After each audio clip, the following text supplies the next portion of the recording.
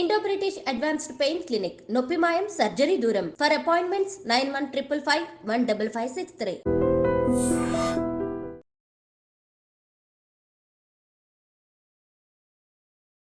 Welcome to iDream media. So vitamin D deficiency చాలా మందిలో చూస్తూ ఉన్నాము. సో ఎండలో కూర్చుంటే విటమిన్ డి వస్తుందని చెప్తూ ఉంటారు. సరైన పద్ధతి అయితే తెలియదు అసలు ఎట్లా ఎంతసేపు ఎండకి ఎక్స్పోజ్ అవ్వాలి ఏ టైంలో అని.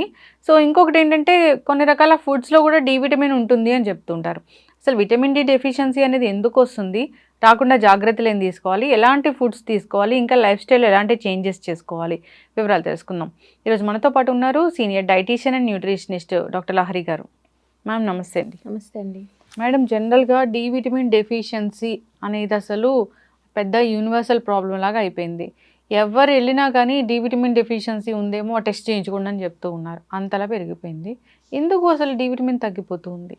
డి విటమిన్ డెఫిషియన్సీ అనేది మీరు అన్నట్టు యూనివర్సల్ అయిందండి. ఎక్కడ అంటే అక్రాస్ ద కంట్రీస్ రియలీ ఎక్కడ చూసినా కానీ అన్ని ఏజ్ గ్రూప్స్లో కూడా డి విటమిన్ డెఫిషియన్సీ ఎక్కువగా చూస్తున్నాం. మేబీ ఇప్పుడు ఎక్కువ నోటీస్ చేస్తున్నామేమో కూడా.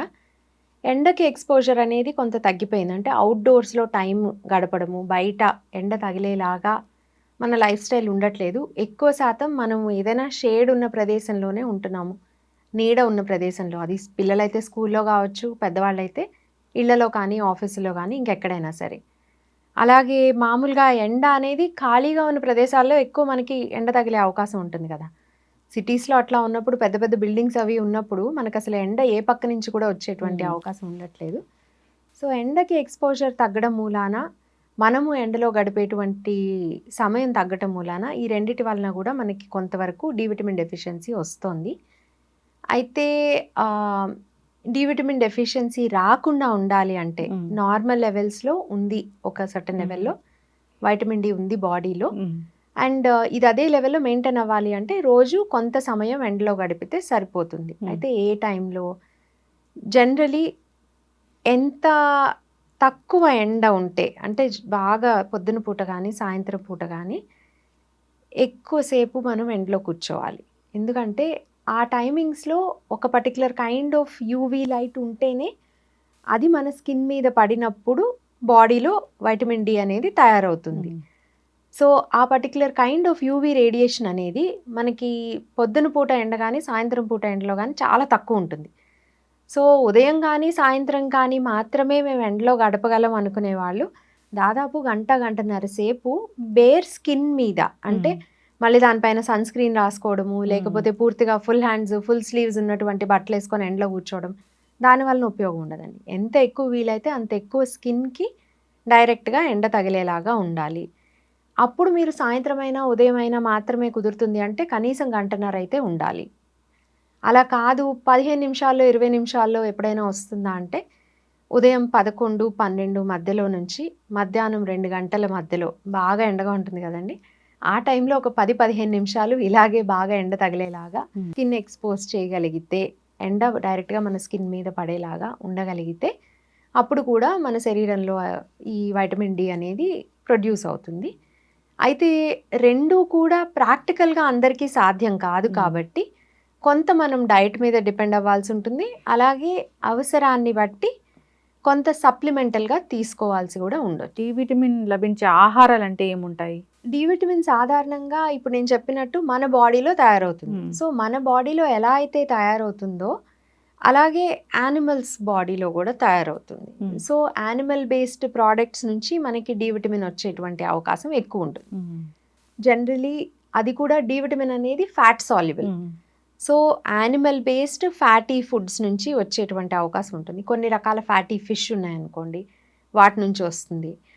కాడ్ లివర్ ఆయిల్ అని ఒక ఆయిల్ వచ్చేది ఇంతకుముందు, ఫిష్ ఆయిల్ అని చెప్పేసి, దాంట్లో కొంత డి విటమిన్ ఉంటుంది. అట్లాగే జనరలీ యానిమల్ బేస్డ్ ఫుడ్స్లో పర్టికులర్లీ ఆర్గన్ మీట్స్ అంటారు, లివర్ కానీ హార్ట్ కానీ ఇట్లాంటివి కూడా, మటన్ లివర్, చికెన్ లివర్ ఇట్లాంటివి కూడా తింటారు కదా. సో వాటిల్లో కూడా మనకి విటమిన్ డి అనేది ఉంటుంది. అది కాకుండా ఈ మధ్య కాలంలో ఇప్పుడు విటమిన్ డి అనేది ఏంటంటే మన శరీరానికి చాలా అవసరము, మన బోన్స్ హెల్తీగా ఉండడానికి చాలా అవసరము. అలాగే కేవలం బోన్ హెల్త్కి సంబంధించి మాత్రమే కాకుండా విటమిన్ డి అనేది కొన్ని రకాల హార్మోన్ ఫంక్షన్స్ కూడా బాడీలో నిర్వర్తిస్తుంది అనేది కొన్ని మన సైంటిఫిక్ స్టడీస్ చూపిస్తున్నాయి. అంతేకాకుండా మన సైకలాజికల్ హెల్త్కి కూడా, అంటే మెంటల్ హెల్త్కి కూడా, డిప్రెషన్ లాంటి సిమ్టమ్స్ కొంత కంట్రోల్లో ఉంచేందుకు కూడా విటమిన్ డి అవసరం అని చెప్పేసి మనకి స్టడీస్ ఉన్నాయి. సో వీటన్నిటి వలన, అంటే వీటన్నిటి నుంచి కూడా మనకి ప్రొటెక్షన్ లభించడానికి తగినంత డి విటమిన్ అవసరం కాబట్టి దాని ఇంపార్టెన్స్ని గుర్తించి కొన్ని రకాల ఫుడ్స్లో స్వతహాగా లేకపోయినా బయట నుంచి యాడ్ చేయటము, అంటే ఫార్టిఫికేషన్ అంటారు. ఈ ఫార్టిఫికేషన్ చెయ్యాలి అని కూడా కొంత మనకి గవర్నమెంట్ అనేది ఇప్పుడు ఇంప్లిమెంట్ చేయడం జరుగుతుంది. ఫార్టిఫైడ్ రైస్లో కూడా ఫార్టిఫై చేసిన వాటిలో డి విటమిన్ ఉందా లేదా చూసుకోవాలి. కొన్ని రకాల ఆయిల్స్, కొన్ని రకాల కుకింగ్ ఆయిల్స్, ఇప్పుడు D vitamin is fat soluble. So fatty foods, oil ఉన్నటువంటి ఆహారం, చాలా రకాల మిల్క్, ఇప్పుడు మార్కెట్లో దొరికేటువంటి దాదాపు అన్ని బ్రాండ్స్ ఆఫ్ మిల్క్ కూడా వైటమిన్ ఏ అండ్ డితో ఫార్టిఫై చేయబడి ఉంటుంది. సో వాటి నుంచి వస్తుంది. ఆ పాల నుంచి తయారు చేసినటువంటి పెరుగులో కూడా మనకి విటమిన్ డి ఉంటుంది. అలాగే కొన్ని రకాల కుకింగ్ ఆయిల్స్లో కూడా మనకి విటమిన్ డి ఉంటుంది. కొన్ని రకాల బ్రేక్ఫాస్ట్ సీరియల్స్ ఉంటున్నాయండి, ఇప్పుడు మ్యూసిలీ కానీ ఇట్లాంటివి, కొన్నిట్లో విటమిన్ డితో ఫార్టిఫై చేస్తున్నారు. సో అటువంటివి మనకి కొంత డయట్ నుంచి విటమిన్ డి వచ్చేందుకు సోర్సెస్ కింద ఉపయోగపడతాయి. ఘీలో ఉంటుందా కొంతవరకు, బట్ హై క్వాంటిటీస్లో ఉంటుందని చెప్పలేము, ఎందుకంటే స్టోరేజ్ ఫామ్ ఉండాలి. ఇప్పుడు మనకి పాలలో కూడా స్వతహాగా ఎక్కువ క్వాంటిటీలో ఉండదండి, అది యానిమల్లో స్టోర్ అవుతుంది, దాని ప్రోడక్ట్లో కాదు. ఘీ అనేది మనకి పాల నుంచి వచ్చేది ప్రోడక్ట్ కాబట్టి. అదే మీరు సేమ్ ఇప్పుడు యానిమల్, ఇప్పుడు గోట్ లివర్ తీసుకున్నారు అనుకోండి, మటన్ లివర్ తీసుకుంటే దాంట్లో ఉంటుంది, బట్ మేక పాలలో దాంట్లో డైరెక్ట్ గా ఉండేటువంటి అవకాశం చాలా తక్కువ ఉంటుంది. సో ఈ డిఫరెన్స్ అనేది ఉంటుంది. ఇవి కాకుండా ప్లాంట్ బేస్డ్ అంటే కొంత మనకి మష్రూమ్స్ నుంచి, అంటే నాన్ యానిమల్ బేస్డ్ అనుకుంటే, ప్లాంట్ బేస్డ్ అనలేము. సో మష్రూమ్స్ నుంచి కూడా ఒక రకమైన విటమిన్ డి వచ్చేటువంటి అవకాశం ఉంటుంది, తక్కువ. ప్రికర్సర్ అంటారండి. ప్రికర్సర్ అంటే విటమిన్ డి తయారయ్యేందుకు కావాల్సిన ముడి పదార్థం అని. అది కొంత మష్రూమ్స్లో ఉండేటువంటి అవకాశం ఉంటుంది, అది ఎర్గోస్టెరాల్ అంటారు. ఆ పర్టికులర్ కాంపోనెంట్ ఒకటి ఉంటుంది కాబట్టి కొంత మనం మష్రూమ్ని కూడా to an extent vitamin D source కింద కన్సిడర్ చేయొచ్చు. అయితే మ్యామ్, జనరల్గా ఈ మష్రూమ్స్ తెచ్చుకున్నప్పుడు వీటిని ఎండలో పెడితే డి విటమిన్ అబ్జార్బ్ అయ్యి వాటిని తీసుకుంటే మనకి డి విటమిన్ వస్తుంది అంటున్నారు, వాస్తవం ఎంత? హాఫ్ ట్రూత్ అండి, మొత్తం కాదు అని చెప్పలేను. ఎందుకంటే ఎండలో పెట్టినప్పుడు దాంట్లో ఉండేటువంటి ఎర్గోస్టెరాల్ అనేటువంటి పదార్థము విటమిన్ D2 కింద మారుతుంది కొంత. ఇది ఎండలో నుంచి విటమిన్ డి అది గ్రహించుకొని మనకి ఇవ్వట్లేదు. ఆ ఎండలో ఉండేటువంటి యూవీ రేడియేషన్ ఏదైతే ఉందో అది మన స్కిన్ మీద పడిన యూవీ రేడియేషన్ ఎలా అయితే లోపల ఒక మాలిక్యూల్ ఇంకో మాలిక్యూల్ కింద కన్వర్ట్ చేస్తుందో, అలాగే మష్రూమ్లో ఉన్నటువంటి ఈ ఎర్గోస్టెరాల్ని ఎర్గోకాల్సిఫెరాల్ ఈజ్ విటమిన్ D2 అంటారనమాట. ఈ D2 కింద కన్వర్ట్ చేస్తుంది ఆ ఎండలో ఉండేటువంటి యూవీ రేడియేషన్. అందుకని ఒక 10 నిమిషాలు ఎండలో పెడితే అయిపోతుంది అని కాదు, సన్ డ్రైడ్ అంటే ఎండలో పెట్టినా మాత్రమే కాదు, ఎండలో పెట్టిన దానికి ఎండబెట్టిన దానికి తేడా ఉంటుంది కదండి. సో ఎండబెట్టినటువంటి మష్రూమ్స్లో ఈ యూవీ రేడియేషన్కి బాగా ఎక్స్పోజ్ అయినటువంటి మష్రూమ్స్లో ఈ D2 అనేటువంటి D2 form of vitamin D అనేది కొంత ఎక్కువగానే ఉంటుంది. డెఫినెట్లీ అదొక సోర్స్ కింద మనం కన్సిడర్ చేయొచ్చు. అయితే మన బాడీలో active form of vitamin D3 అనేది వేరే ఉంటుంది, హైడ్రాక్సీ విటమిన్ D3 అని. డిఫరెంట్ ఫార్మ్స్లో ఈ విటమిన్ D3 అనేది మన బ్లడ్లో సర్క్యులేట్ అవుతుంది, డిఫరెంట్ ఫార్మ్స్లో మన బాడీ దీన్ని యూజ్ చేసుకుంటుంది. సో విటమిన్ డి అనేది ఒక్క రకమైన మాలిక్యూల్ కాదండి. విటమిన్ డి అనేది ఒక ఫ్యామిలీకి చెందిన రకరకాల మాలిక్యూల్స్ అన్నిటికీ కలిపి కలెక్టివ్గా ఇచ్చినటువంటి పేరు. సో ఈ మష్రూమ్స్ నుంచి వచ్చేటువంటి మాలిక్యూల్ కూడా విటమిన్ డి ఫ్యామిలీకి చెందిందే తప్ప యాక్టివ్ ఫామ్ అయితే కాదు. సో ఇటు నుంచి వచ్చేటువంటి D2 అనేది, D3 అనేది మోర్ యాక్టివ్ ఫామ్ అనమాట. ఎక్కువ మన బాడీ యూటిలైజ్ చేసుకునేది D3 ఫామ్లో ఉంటుంది. ఈ D2 నుంచి D3 కన్వర్షన్ అనేది మన లివర్లో జరుగుతుంది. సో D3 ఎంత కావాలో D2 దానికి 4 నుంచి 10 రెట్లు కావాలి. సో మనకి daily requirement D3 600 international units అని ఉందనుకోండి, ఆ D2 అయితే దాదాపు మనకి 4000 ఇంటర్నేషనల్ యూనిట్స్ నుంచి 6000 ఇంటర్నేషనల్ యూనిట్స్ వరకు, అంటే ఎక్స్టెన్సివ్గా అవసరం అవుతుంది. సో మనం ఒక లెవెల్ దగ్గర ఆల్రెడీ ఉన్నప్పుడు మనకి డెఫిషియన్సీ లేదు, ఇన్సఫిషియన్సీ లేదు, సఫిషియెంట్గా ఉంది.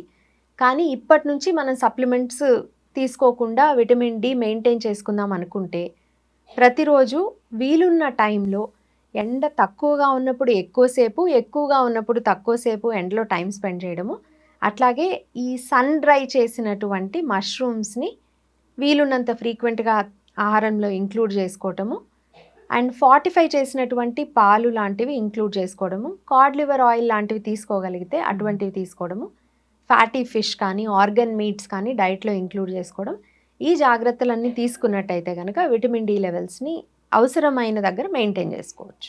డి విటమిన్ తగ్గిపోవడము అసలు తగ్గిపోతుంది అంటే సన్కి ఎక్స్పోజ్ అవ్వడం తగ్గడం వల్లే తగ్గిపోతుందా నిల్వలు అనేవి? అంతే కదండి. ఇప్పుడు ఒక పర్టికులర్ క్వాంటిటీలో నిల్వ చేసుకున్నాము, అది వాడుతూనే ఉన్నాం. ఇప్పుడు మీ బ్యాంక్ బ్యాలెన్స్ అయినా కానీ వెళ్ళి షాపింగ్ చేస్తూనే ఉన్నారు, ఖర్చు పెడుతున్నారు, దాంట్లోకి ఏం పంపట్లేదు అనుకోండి, ఏమవుతుంది? అట్ సమ్ పాయింట్ తగ్గిపోతుంది కదా. సో ఈ ఖర్చు పెట్టడం అనేది, విటమిన్ డి అనేది రకరకాల ఫంక్షన్స్ ఉన్నాయి బాడీలో అనుకున్నాం. బోన్ స్ట్రెంథనింగ్కి, బోన్ హెల్త్ మెయింటైన్ అవ్వడానికి, అట్లాగే రకరకాల హార్మోన్ ఫంక్షన్స్ కూడా ఉన్నాయి. మన ఎండోక్రైన్ సిస్టమ్ సక్రమంగా పనిచేయడానికి కూడా విటమిన్ డి అవసరము. సో దాని పర్పస్ అది, దాని పని అది చేసుకుంటూ వెళ్ళినప్పుడు నెమ్మదిగా ఆ లెవెల్స్ పడిపోతూ ఉంటాయి. సో ఎప్పటికప్పుడు దానిపైన టాపప్ చేస్తూ ఉండాలి. కాబట్టి మనకి ఒకసారి తీసుకుంటే సరిపోతుంది అనేది లేదు. అయితే ఇది ఫ్యాట్ సాల్యుబుల్ కాబట్టి వాటర్ సాల్యుబుల్ విటమిన్స్తో కంపేర్ చేస్తే మనకి స్టోరేజ్ అనేది కెపాసిటీ కూడా కొంత ఎక్కువగా ఉంటుంది. దీనివల్ల పాజిటివ్ ఉంది, నెగిటివ్ ఉంది. పాజిటివ్ ఏంటి అంటే కొంచెం హై డోసేజ్లో తీసుకున్నా కానీ, మనం ఇప్పుడు సప్లిమెంట్స్ చూసామనుకోండి, కొంచెం హై డోసేజ్ సప్లిమెంట్స్ ఉంటాయి, నెలకొకసారి లేదంటే వారానికి ఒకసారి తీసుకుంటే కూడా సరిపోయేటువంటి సప్లిమెంట్స్, డాక్టర్ దగ్గర వాళ్ళ ప్రిస్క్రిప్షన్తో మాత్రమే తీసుకోవాలి. అలాంటి సప్లిమెంట్స్ ఉంటాయి. అది హై డోసేజ్లో తీసుకున్నప్పుడు ఎక్సెస్ అంతా కూడా వెళ్ళి స్టోరేజ్లో ఉంటుంది, నెమ్మదిగా వాడుతూ ఉంటే సరిపోతుంది. అలా కాకుండా ఇదే హై డోసేజ్ని ఎక్కువ రోజు తీసుకున్నారనుకోండి, నెలకు ఒకసారి తీసుకోవాల్సింది వారానికి ఒకసారి తీసుకోవాల్సింది రోజుకు ఒకసారి తీసుకోవడం, ఇదే ఒక 10 రోజుల్లో 15 రోజుల్లో ఒక నెల కంటిన్యూ చేశారనుకోండి, వాటర్ సాల్యుబుల్ విటమిన్స్ లాగా యూరిన్తో పాటు బయటకు వెళ్ళిపోయే క్వాలిటీ దీనికి లేదు. బాడీలోనే స్టోర్ అవుతుంది, అది కూడా లివర్లో స్టోర్ అవుతుంది. ఆ లివర్లో స్టోర్ అయ్యి ఒక పాయింట్ తర్వాత టాక్సిసిటీ వస్తుంది. ఓకే. సో ఆ టాక్సిసిటీ అనేది మనకి ఈ ఫ్యాట్ సాల్యుబుల్ సప్లిమెంట్స్ అన్నెసెసరీగా తీసుకోవటం మూలాన వచ్చేటువంటి అవకాశం చాలా ఎక్కువ ఉంటుంది. కాబట్టి సప్లిమెంట్స్ విషయంలో ఎప్పుడూ కూడా సెల్ఫ్ మెడికేషన్ అనేది పనికిరాదు. అయితే మ్యామ్ ఒక 2 బండ గుర్తులు డి విటమిన్ డెఫిషియన్సీ ఉంది వీళ్ళకి అని చెప్పడానికంటే ఏమున్నాయి? అలసట అండి, ఎక్స్ట్రీమ్ టైర్డ్నెస్. అంటే అంత బాగానే ఉన్నట్టుంటుంది కానీ ఉదయం లేవడానికి కూడా నీరసంగాను, అసలు మంచం నుంచి లేచేందుకు ఉత్సాహం కూడా ఉండదు. కేవలం ఫిజికల్గా అలసటగా ఉండటం మాత్రమే కాదు, మెంటలీ కూడా ఇంట్రెస్ట్ ఉండదు దేని మీద. అంతా బాగానే ఉన్నట్టుంటుంది లైఫ్లో, కానీ చాలా నిరుత్సాహంగా ఉంటుంది.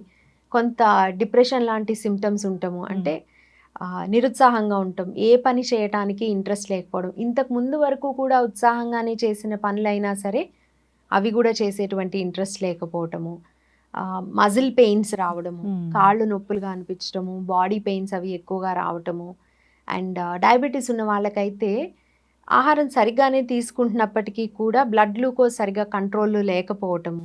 సో రెగ్యులర్గా వాళ్ళు తీసుకునేటువంటి ఆహారమే తీసుకుంటున్నారు కానీ స్టిల్ బ్లడ్ గ్లూకోజ్ అనేది అంత బాగా మెయింటైన్ చేయలేకపోవటం, ఇవి కొంతవరకు విటమిన్ డి లక్షణాలు అని చెప్పచ్చు. అయితే ఈ లక్షణాలన్నీ కూడా వేరే హెల్త్ కండిషన్స్ మూలాన కూడా రావచ్చు. సో ఈ లక్షణాలను బేస్ చేసుకొని నాకు డి విటమిన్ డెఫిషియన్సీ ఉంది అని డిసైడ్ చేసుకొని నేను షాప్కి వెళ్ళి మెడిసిన్స్ తెచ్చి వేసుకోకూడదు.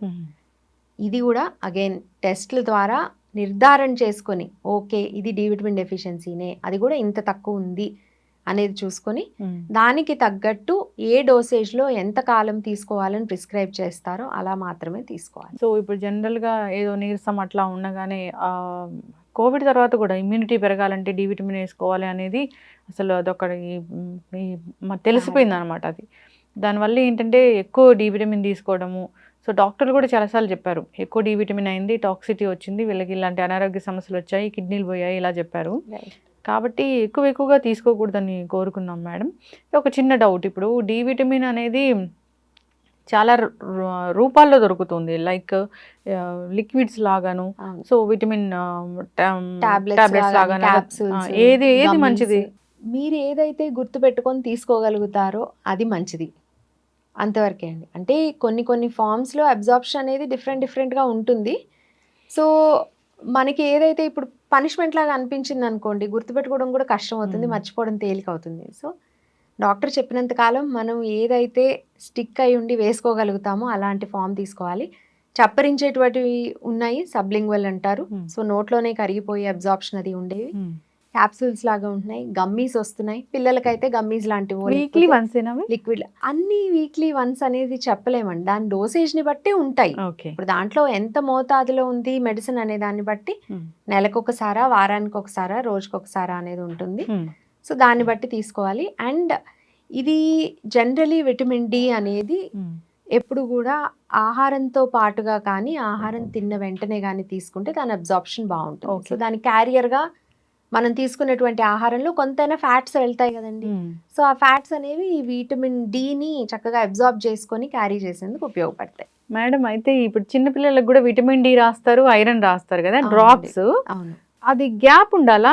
విటమిన్ డి అండ్ ఐరన్ రెండు ఇంటరాక్షన్ ఉండదు యాజ్ సచ్. కానీ ఐరన్ అనేది ఎంప్టీ స్టమక్ మీదే అబ్జార్ప్షన్ బెటర్గా ఉంటుందండి.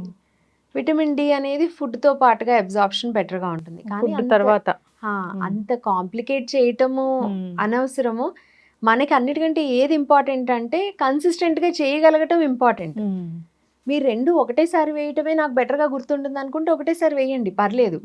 అంతేగాని ఒకటి వేసి మర్చిపోయి 2-3 రోజుల తర్వాత రెండో దాని గురించి గుర్తు తెచ్చుకుంటే అప్పుడు ఉపయోగం లేదు. దానికంటే సగమన్నా అబ్జార్బ్ అవుతుంది కదా. సో, మనకి ఏదైతే మనము సస్టైనబుల్గా ఎక్కువ కాలం పాటు ఇచ్చిన సజెషన్స్ మేరకు మనం ఏది చేయగలమో అలాంటి పద్ధతిని ఎంచుకోవడం అనేది దట్ ఈస్ వెరీ ఇంపార్టెంట్.